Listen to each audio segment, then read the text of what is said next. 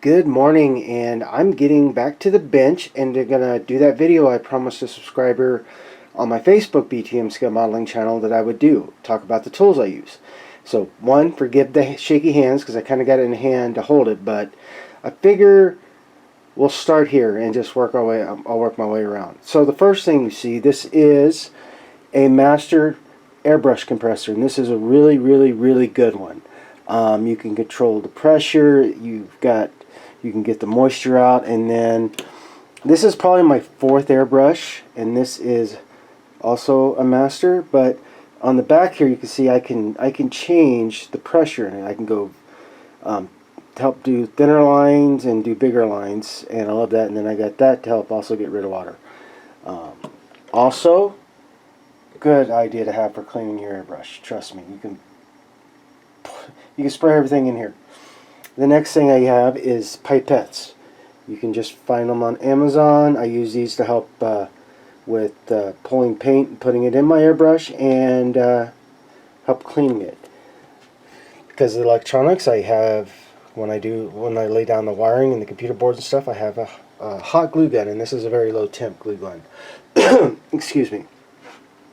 As we move on, when I first got back into building, I had a very big compressor. I couldn't control all that, and then I would use 9-volt batteries and all that. And I didn't think about when I first got into wiring. I just figured, oh, battery good, quick, easy. But I kept running out of batteries and spending a lot. So I decided, I found this on another group that I belong to, Hobby Link International, which was Sci-Fi Annecy, but talked about power supply. And this thing is great because I can turn it on, I can adjust the voltage, and I can take it up, you know, if I want to run 12 or whatever. But it's a great little tool to have to help check everything that's going on.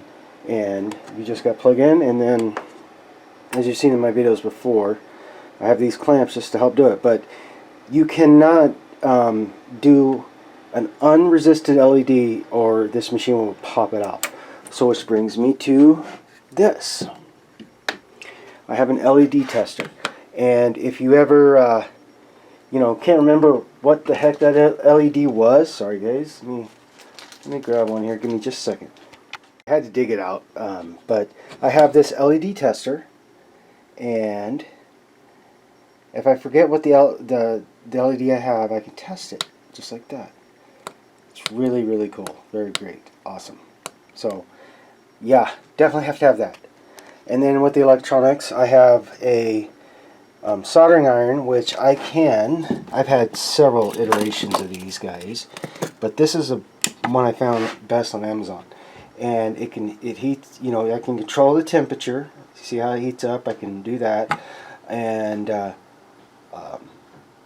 either make it hotter or make it colder, and then work that way. And then I used to just go grab solder from Home Depot for electronics, but when I got this one, they gave me this, and I like this a lot more. So there's that, and it will go to sleep if you forget. And then over here I have punches. If I need to make a window mask for something and I just don't have what I need, or a designer hasn't made it, I can do it with these. And then I have these point sand sticks. They're really good. And I found these. These are sanding bars,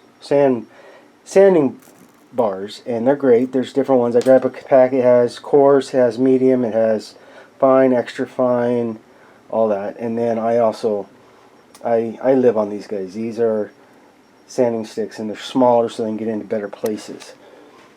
The other thing, you should also, on your table, you should have a good mat, cutting mat, model mat, whatever. Trust me, it helps a lot. Then I have found this. This is a cadmium. This is basically, it was on another site I belong to on Facebook, and a guy talked about this because this is when I was working on the refit Enterprise, the 1/350 scale, and I do have a Dremel, but it's outside now. But I got this because I can control how fast I go and how fast and coarse it goes. I can reverse things. And then in here, sorry, I also bought different drill heads, or what they call drill heads, but they're basically sanding heads. And you got big, you got small. Let's see if I can get in there for you. But I have a lot of those. For shrink tubing, if I run out, I always run to Home Depot and I grab this shrink tubing. And then on last week's video I talked about these, and I did not get them at Home Depot. I got these bottles at Hobby Lobby, and what I do is I take those and I put them in there. And the great thing about this bottle, let's see if I can show you without spilling everything, is it has that. It has a very nice thin applicator point.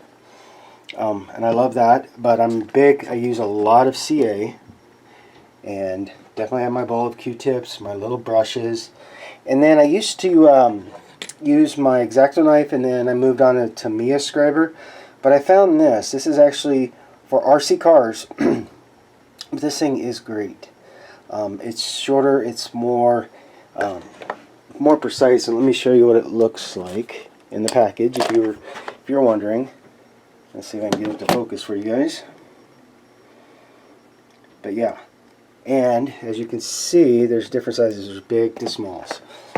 I go to Hobby Lobby and I find, if I can find them cheaper, online I do, but I like this because it's a group of a lot of number 10 X-Acto blades that goes with my X-Acto knife, and I got this at Home Depot. And then I found these online. These are sanding blocks, and they are made by, let's see if I can get in there for you, sorry.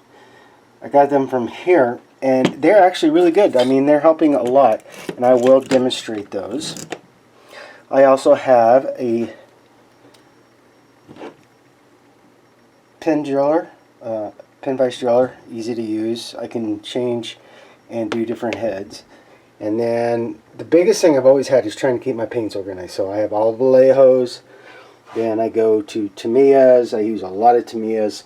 Extra thin cement, metal primer, panel line accents. Then I use a lot of Vallejo to help with the smaller areas when I go to do when I need to protect paint on small areas, so I don't have to spray paint the whole thing. Then I have pastel chalks. I have decal fix. This is really good because there's a lot of photo etch that has to go on to clear parts, and I like it so far. It's working really great. And then I have micro liquid masks. I have a ton of Gorilla Glue. I have Accelerator, which is right here. And then my new favorite best friend, Tulip Slick. It's great. Excuse me. And I have a lot of brushes. I go through a lot of brushes. And yeah, I use flats, points. The favorite ones I have right now, I like, is these. Let's see if I can get in the camera. It's for details, and there's smaller ones than that. Let's see if I can share that with you. There we go. Let's see. Smaller ones than that. So they're great. Then I've had this for years. These tweezers. Then I went and got these clamp tweezers so I can hold parts and paint them or glue them.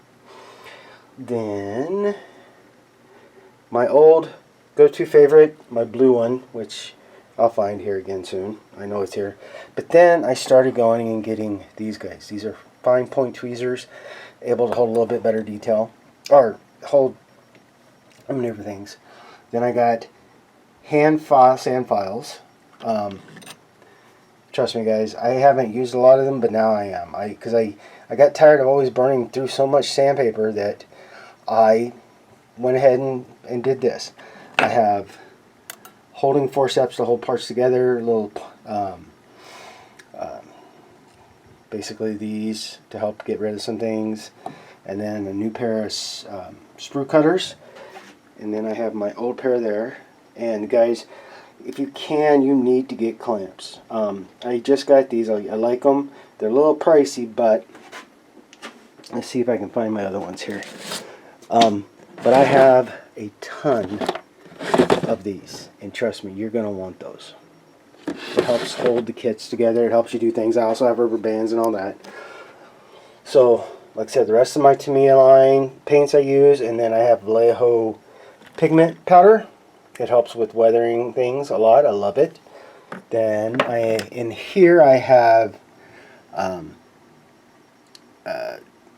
etching tape, and I have masking tape that Tamiya made that can go around different things. So the clear one is what I use to help when I need to do photo etch lines. It keeps it nice and straight. And then these I can bend and twist and circle around. I love these. So there I have those. And since I bought this other thanks to my T.B.I, I forgot to tell you, I do a lot of photo etch, and I bought this from the company I get a lot of my photo etch from, so I can make the bends that needs to be done. It's a nice tool to have. Just saying. And then my plethora of masking tapes. I have big, small, medium.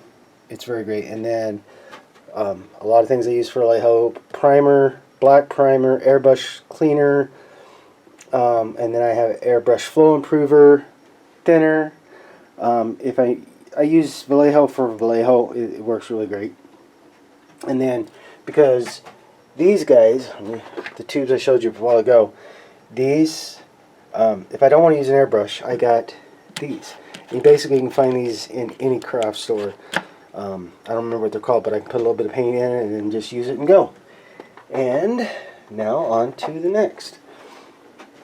So I keep a lot of my electronics separate. I'm still working on fixing this. As you guys know, I've redone my studio. But up here I got my big things of sanding paper. I got from 400 to 3,000.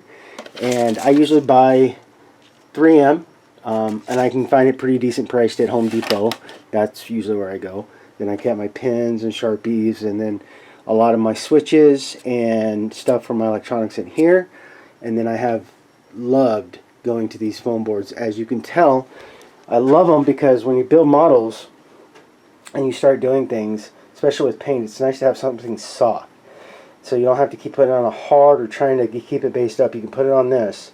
As you saw when I did the Saratoga, works really, really great. And also I have these paints, or not paints, masks, and I also have my eyeballs when I got to do little, trying to find little things. These are magnifying glasses, are great.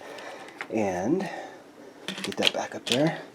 And then I have a drawer where I use a lot of evergreen styrene and make a lot of fixes, and then rags for painting. And then on here I have turntables. I keep these here so if I need them I can grab them.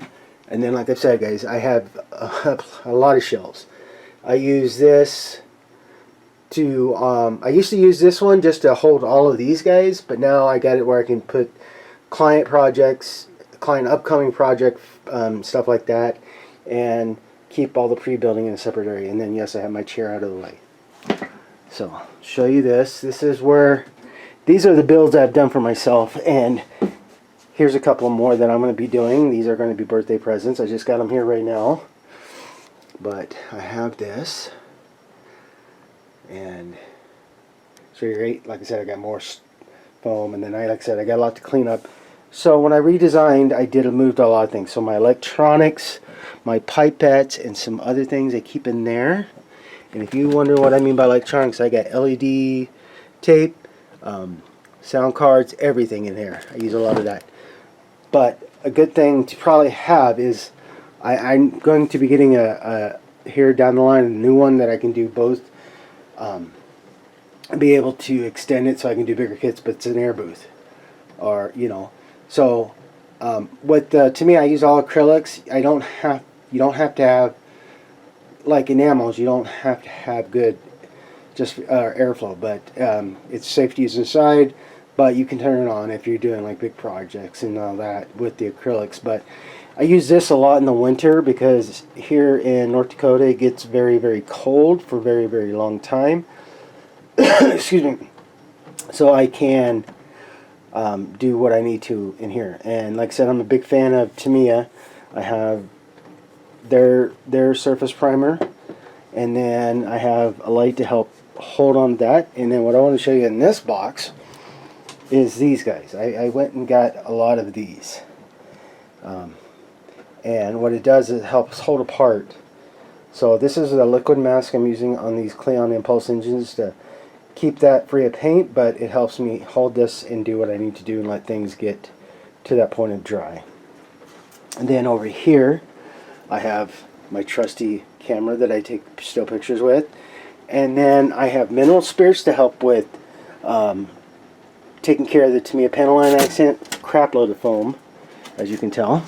Sorry.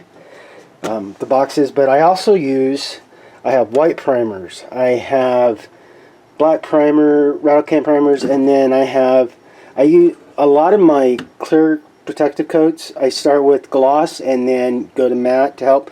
The gloss helps with the decals, sorry. And if I'm doing a wood base, I put this because it helps, it seals in the wood so you don't have the paint sucking in and drying. It creates that barrier. It's great. Excuse me. Then my Sculptamold, which I do a lot of things.